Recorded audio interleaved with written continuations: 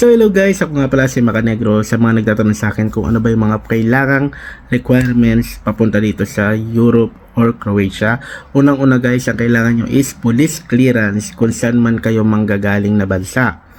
Pangalawa, NBI with apostle. Kahit saan po dyan sa dalawa na yan is binabalidate naman po dito sa Croatia kahit po ang NBI natin.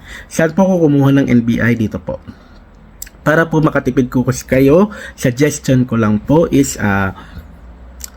kung may kamag-anak kayong free, bigyan nyo lang siya ng authorization letter at saka ng luman yung NBI, makakuha na po kayo ng NBI online. Yun lang po ang kailangan nyo.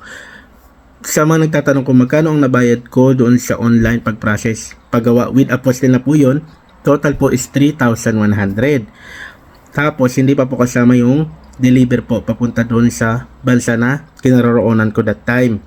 Napakaswerte ko po mga kapatid kasi meron po akong kaibigan o katrabaho na nagbakasyon sa Pilipinas, kaya sa kanya ko na lang po ipinadala. At take note guys, kapag sa Pilipinas mo lang siya ipapadala, libre lang doon sa kinuwaan ko nito.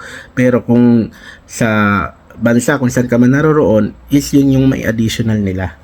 Kaya yun nga guys, para sa akin, kamag-anak nyo, malapit na kaibigan, kung may time, yung may time ang ipakuha nyo ng NBI. Authorization letter lang guys, at saka NBI na luma. Yun ang kailangan nila.